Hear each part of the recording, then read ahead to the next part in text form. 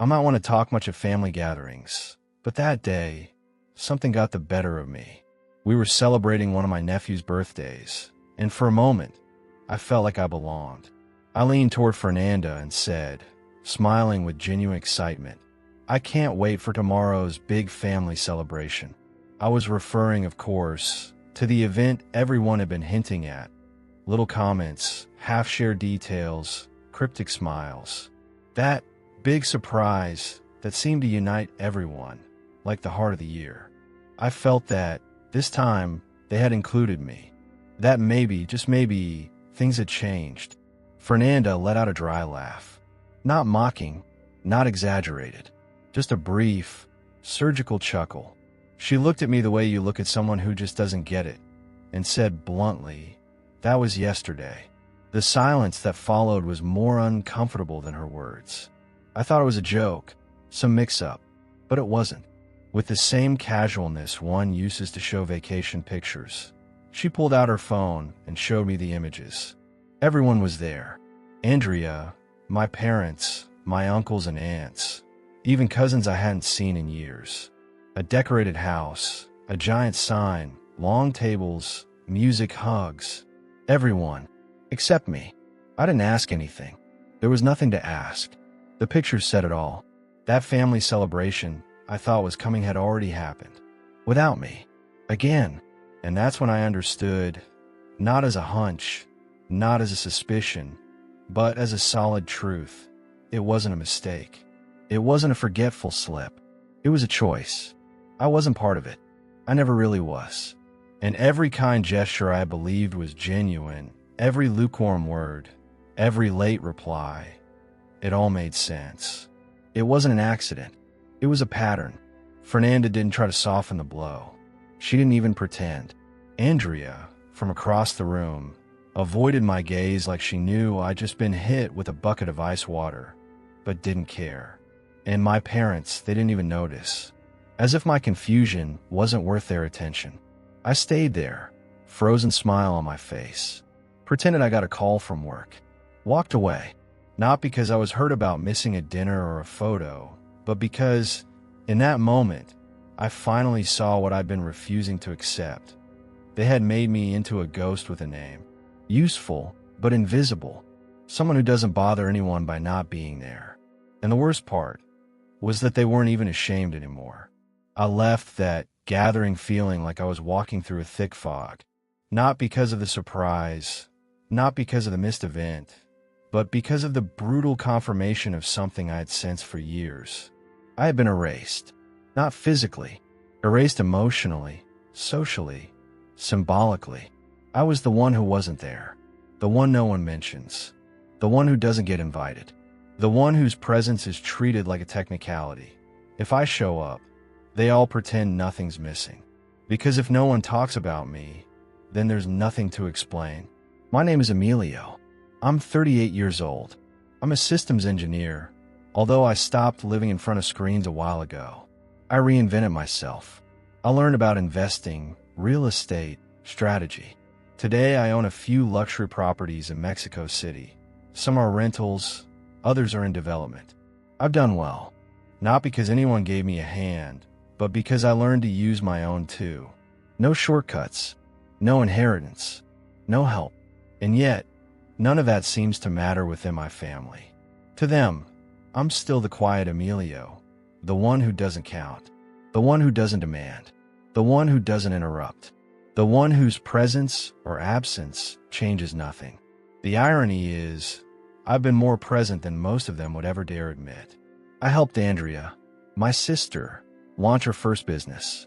I did it quietly, gave her an interest-free loan, helped with contacts, with advice. She never asked me to keep it secret, but she also never thanked me publicly. It was more convenient for it to seem like she did it all on her own, like her success was spotless, free of any hint of dependence. Image was everything to her. Fernanda, my cousin, that was a different story. She knew how to ask. She asked with a smile, with emotional blackmail, with lines like, "Only you understand me," or "If you don't help me, who will?" I was useful, financially, logistically. I knew she was using me, but I couldn't help it. Part of me believed that if I kept being valuable, maybe one day they'd really see me. Not as a walking wallet, not as a useful shadow, but as family. Foolish hope.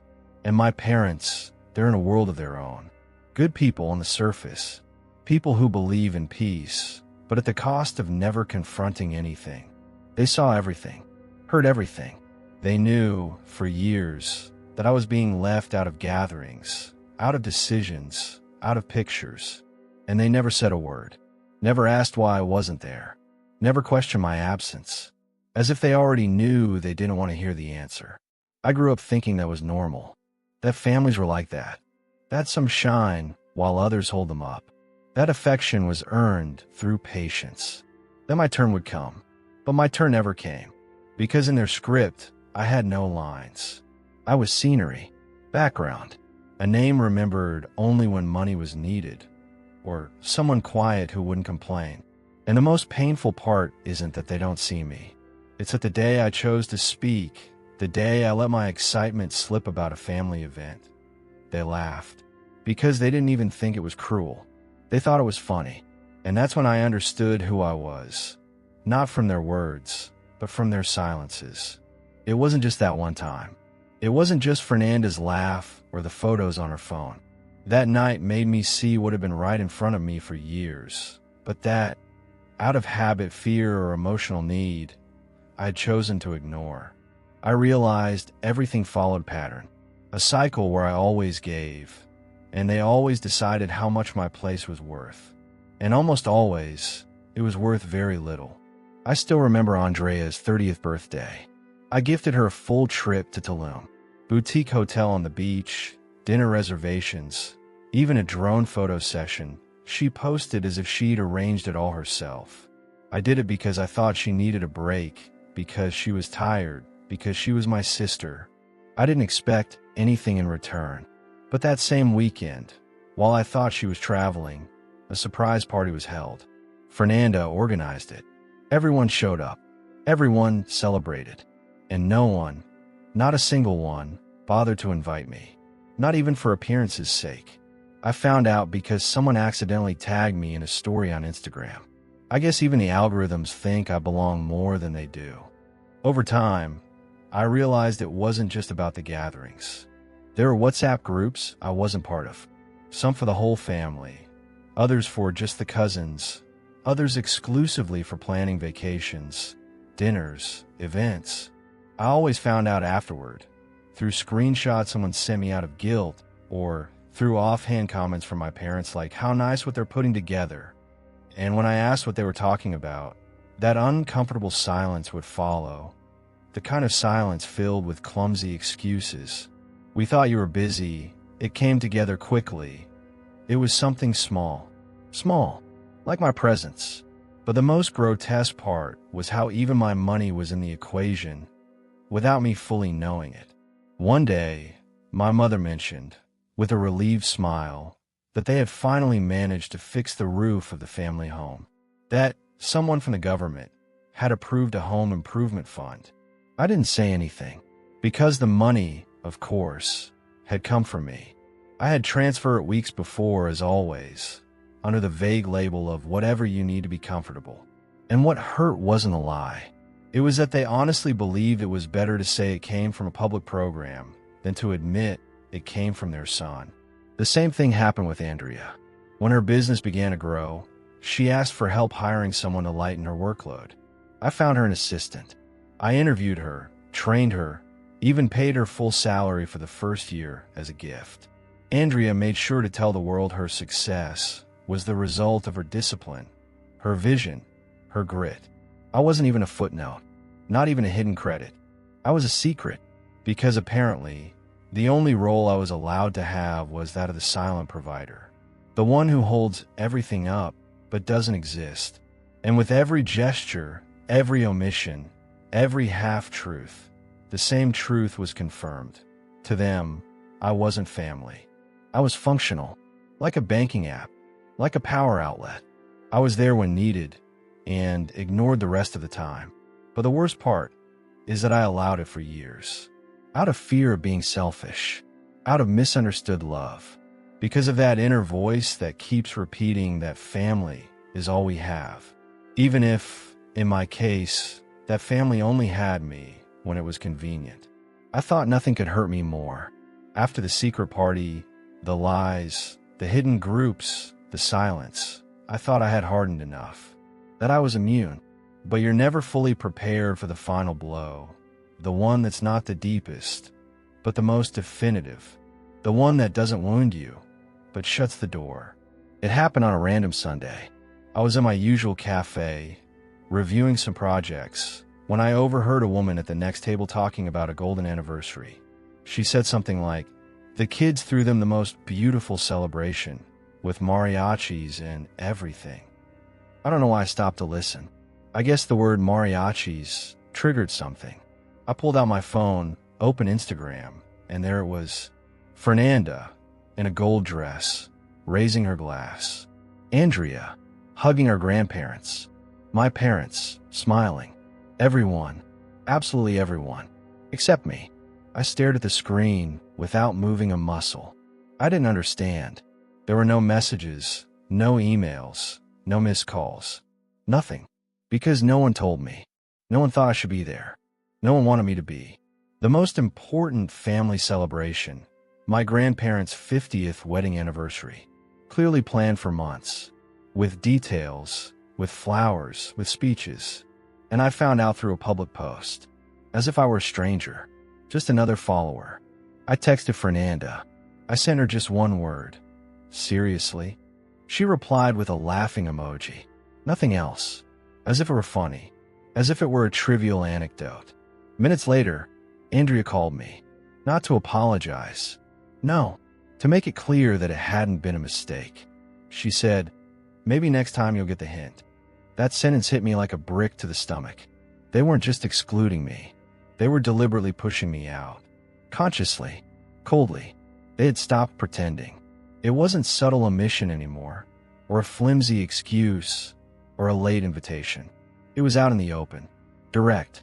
They wanted me to notice. To understand my place. Outside. That day I didn't cry. I didn't scream. I didn't break anything. I just sat in silence. Inside, something shut down. It wasn't sudden rage. Not even sadness. It was something drier. Colder. As if a door deep within me locked itself. And I knew, with absolute certainty, that I would never open it again. That party was the final nail, the final proof, the perfect symbol of what my family life had always been, a grand table where I never had a seat, but always helped pay for the feast. And that phrase, "get the hint," wasn't just cruel, it was revealing, because it made me see I wasn't the victim of an oversight. I was the target of a decision, and so I knew I couldn't keep living as if all of this were normal. As if there were still something to salvage. That day I decided, for the first time in my life, not to insist, not to try to understand, not to seek reconciliation, just to begin leaving, even if silently. That night, after looking at the pictures one more time, as if repetition might dull the pain, I went out driving with no destination. I needed silence, and not the kind you find at home, but that particular silence you can only find inside a car. Windows shut, the world outside. I parked on an empty street, turned everything down, and let myself fall forward onto the steering wheel. I cried, not for the party, not for the mariachis, or the food I didn't taste, or the photos I never took.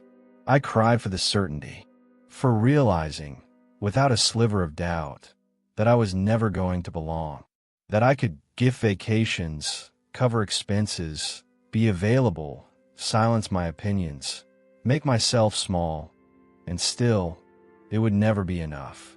I cried for what I never had, and for everything I pretended to have, for a family that only existed when I picked up the tab. And there, in the middle of that painfully clear sadness, I decided I wasn't going to keep participating in my own exclusion. I wasn't going to keep waiting for an invitation that was never going to arrive. If they had decided to leave me out, then I could also decide to walk away. But not symbolically, not with passive silence. This time, I would leave through action. The first thing I did was cancel the repairs fund for my parents' house. They never knew it was me funding it.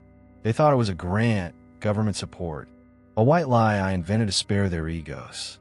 But that morning, when my mother texted me saying the air conditioner had broken and she hoped the fund would cover it like always, I simply replied, I spoke with the institution. The program was canceled due to budget cuts. Then it was Andrea, her personal assistant, the one who scheduled her meetings and managed her calendar, was paid from my account. I did it out of brotherly love, because when she started her business, she swore it would only be for a few months. That was 3 years ago. I called the bank, canceled the automatic transfer. Then I sent her a message. I hope you're able to adjust without Marcella. It was a pleasure to contribute while I could. Best. She left me on read. But the most cathartic part was the last thing. I opened the family WhatsApp group, the same one where they shared religious chain messages, pointless memes, and family news that never involved me. I took my time, went to the option to edit group name, and I renamed it. Maybe you'll get the hint. No emojis, no explanation, just that. Then, one by one, I removed them. Andrea, Fernanda, my parents, even the cousins who never did anything to me, but also never said anything. I closed the app, breathed. For the first time in a long while, I felt something close to peace. It wasn't joy. It was emptiness, yes, but a clean emptiness. Like when you finally get rid of everything that clutters. Like when you make space for something new, even if you don't yet know what. I didn't tell them I was leaving. I didn't apologize. I didn't write some dramatic goodbye message. I just left, because I understood I didn't need to scream to set boundaries. That sometimes dignity begins in silence, right after the tears. I thought that with the silence would come peace, that cutting off the money, closing the group, and disappearing from their routines would be enough to draw the line. But I underestimated how deeply rooted my place was in their structure, not as a brother, cousin, or son, but as a silent provider. When I stopped being useful, they started looking for another way to regain control. And that's when the lake house came up. The house had always been special. It was the one place where, as kids, we actually seemed like a family, where we played without tension, where the photos were genuine, where the laughter didn't hurt. I was 10 years old when my grandfather promised me that one day the house would be mine. And although he didn't leave a will, when he died, I was the only one who offered to pay the back taxes, the deeds, the renovation. Legally, 50% belongs to me. The rest is in my parents' names. But in practice, everyone felt entitled to it. That year, right on the weekend of my grandparents' wedding anniversary, the same one they erased me from, they decided to organize a family gathering at the lake house. Without telling me. Again. One more time, but this time, they were going to get away with it. I arrived Friday night, locked the gate with a padlock, put up a sign, property under legal reorganization, restricted access. I sat on the porch with a folding chair and a folder full of documents proving my ownership. There were no shouts at first, just long faces when they arrived. Andrea with her new hairstyle, Fernanda with her designer bag, my mother with that look of a professional martyr. Fernanda was the first to speak. What the hell is this, Emilio? This is family property. I calmly held up the folder. Property you never paid for, cousin. Not a single cent. I did. Andrea rolled her eyes and scoffed. You're acting like a spoiled child. What? You're upset about missing dinner, and now you're throwing a tantrum. I stood firm. I'm not a nuisance. I'm a co-owner. And since no one considers me part of this, I'm demanding a formal solution. Either we agree on usage and maintenance with clear rules, or I sell my share. But this is no longer going to be a private club I get access to only when it suits you. My mother, with a trembling voice, was the last to speak. How could you do this to us, Emilio, after everything we've given you? I looked at her, not with anger, with a kind of resigned sadness. What have you given me, Mom? The chance to pay for everyone. The privilege of being gracefully ignored. No one replied. Silence. Just birds and the wind rustling through the trees. I stayed there the whole weekend. No one else came in. They left one by one. Not because they agreed, but because they had no way to argue without their masks. That was the real climax. No shouting, just truth. And the truth made them more uncomfortable than any scandal ever could. It was the first time I felt like the owner of more than just property. I felt like the owner of my space, my dignity, my decisions. That house was no longer a pretty memory. It was my boundary, and I was going to define it. After that weekend, the house stopped being a battleground. It wasn't a place I wanted to cling to out of nostalgia or memory anymore. It was an emotional ruin disguised as scenery. I realized that continuing to own something everyone else saw as theirs would only perpetuate the war. I no longer wanted war. I wanted peace. And peace, sometimes, means losing things you once loved. So I made a decision. Quiet, irreversible. I put my share of the house up for sale. Not on public listings. I personally looked for a young couple, newlyweds, with no ties to my past, no shared history. I showed them every corner, every repair, every covered crack. They listened. They asked sincere, honest questions, and they made a fair offer. I accepted with one condition. I had a fence built. Nothing flashy, nothing aggressive. Just a light wooden fence marking exactly where my half ended. Not out of resentment, but for closure, so that if they ever came back, them or the memories, they'd know they could no longer cross without permission. The day we signed, I brought an envelope. I left it on top of the old nightstand in the main bedroom. No name on it, no decoration, just a letter. My goodbye. You turned me into a ghost. You taught me that no matter how much I gave, how much I showed up, how much I did, I would always be invisible if I didn't play the role you designed for me. My money mattered more than my presence. My silence was more comfortable than my voice. My sacrifices became your entitlements, never gestures. I'm not angry. I'm awake. This sale is not revenge. It's freedom. You'll never again forget to invite me. I won't be there to be forgotten. Sincerely, Emilio. No, with love. No embellishments. Cold. Professional. Fair. I never found out if they read the letter. I never asked. I simply received the deposit in my account and cut the last thread tying me to that story. When I closed the door for the last time, I felt no guilt. I felt light, as if, at last, I had stopped carrying a family that had never carried me. The weeks following the sale were strangely peaceful. No angry messages, no phone calls, no surprise visits, just a thick, artificial silence, as if they had agreed among themselves to collectively ignore me. Or maybe they simply didn't know what to say now that they could no longer ask me for anything. But justice didn't take long to arrive. Not because I sought it, but because life, when you stop intervening to sustain the unsustainable, rearranges its pieces on its own. Andrea, my sister, was the first to feel the tremor. Her assistant, the one I paid for without anyone knowing, left without warning.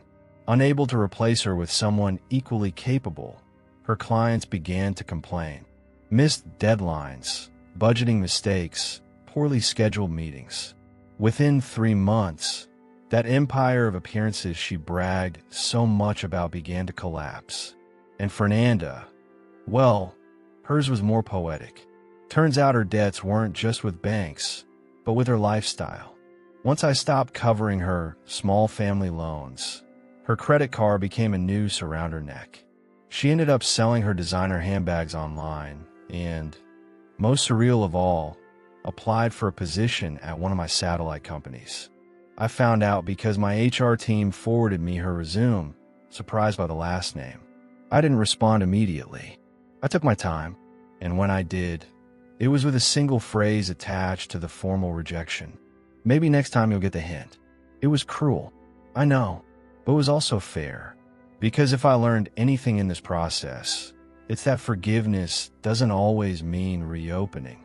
Sometimes forgiveness is simply letting go and never looking back. After that, everything became very quiet. No one wrote to me again. Not for Christmas, not for birthdays, not even for those impersonal New Year's messages. Occasionally, I come across their posts by accident. Family gatherings, photos with forced smiles. But I stopped checking. I stopped snooping. I uninstalled myself from their lives the way they had done for mine years ago. And in that silence, I discovered something I never imagined. Peace.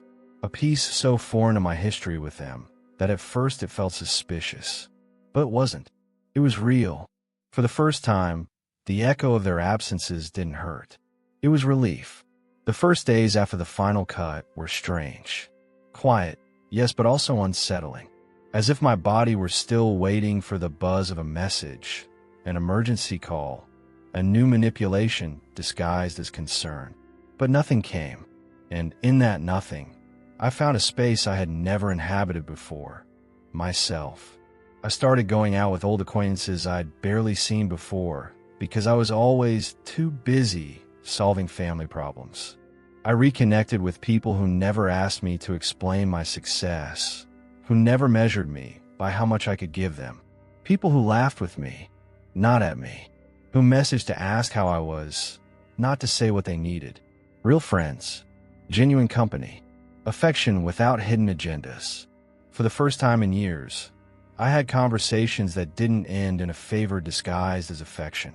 I went on a trip alone, not to escape, but to look inward. I walked through streets where no one knew my name and felt a freedom I had never dared to seek. I came back home without feeling guilty for not telling anyone, because I no longer owed explanations to those who didn't know how to value my time or my presence. Little by little, I understood that my story wasn't a tragedy, but a transformation, that it wasn't a sad ending, but the beginning of something more truthful. Family isn't always blood. Sometimes, it's a friend who hugs you when you can't hold yourself up. Sometimes, it's yourself deciding to set boundaries that once felt impossible. Today, I live with less noise, but more meaning. I stopped chasing invitations that never come, and justifying absences that hurt more than I'd admit. My peace is no longer negotiable. My attention is not for sale. My life is not on offer. My peace is now my only priority. And if you're hearing this and feel like I once did, invisible, used, excluded, I just want you to know something. You're not alone. And you're not wrong for wanting to protect yourself. Sometimes, the only healthy path is to walk away. Because respect isn't demanded by shouting. It's built through firm boundaries and decisions that hurt but heal. Remember, blood isn't always synonymous with family. Family is who cares for you, who listens to you, who includes you without conditions. And if you haven't found that yet, start by being it for yourself. Like I did, like I still do. And believe me, it's possible. It feels incredible, and it's worth it.